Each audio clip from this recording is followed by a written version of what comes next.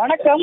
Christmas பண்டிகை இன்று உலகம் முழுவதும் கோலாகலமாக கொண்டாடப்படக்கூடிய சூழல்ல தற்பொழுது சென்னை சாந்தோம் அருகில் உள்ள புனித தோமையார் தேவாலயத்தில் 100க்கும் மேற்பட்ட கிறிஸ்தவர்கள் கூடி கிறிஸ்துமஸ் பண்டிகையை கொண்டாடி வருகின்றனர். அந்த வகையில் கிறிஸ்துமஸ் பண்டிகையின் சிறப்பு பிரார்த்தனையான திருப்பலியில் ஈடுபட்டு வருகின்றனர். அந்த காட்சிகளை நம்மால் பார்க்க முடிகிறது. குறிப்பாக பழமையான தேவாலயங்களில் ஒன்றான இந்த சாந்தோம் தேவாலயத்தில் ஆண்டுதோறும் 1000க்கும் மேற்பட்ட கிறிஸ்தவர்கள் வழிபாடு செய்வது வழக்கம். அந்த வகையில் இந்த ஆண்டு கிறிஸ்துமஸ் பண்டிகையை ஒட்டி சிறப்பு பிரார்த்தனையான திருப்பலி நடைபெற்று வருகிறது.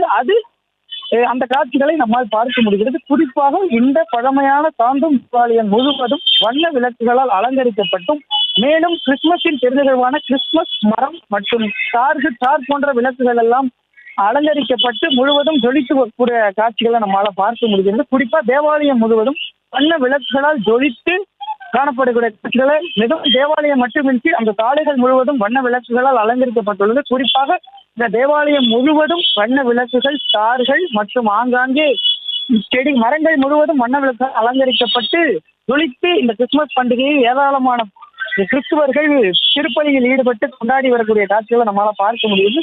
குறிப்பா இந்த திருப்பலியில் 1000க்கும் மேற்பட்ட கிறிஸ்தவர்கள் ஈடுபட்டு வரக்கூடிய சூழல்ல இந்த திருப்பலி முடிவற்று பின்பு குழந்தை இயேசு பிறப்பு நிகழ்வான முக்கிய நிகழ்வான குழந்தை இயேசு பிறப்பு குடில் திறக்கப்பட்டு பொதுமக்கள் பார்வையாக வைக்கப்படும் எனவும், பின்பு இந்த சிறப்பு பிரார்த்தனையில் தமிழகம் மட்டுமின்றி கேரளா, கர்நாடகா உள்ளிட்ட பல்வேறு மாநிலங்களிலிருந்தும் பொதுமக்கள் கலந்து கொண்டு இந்த பிரார்த்தனையில் ஈடுபட்டு வருகின்றனர்.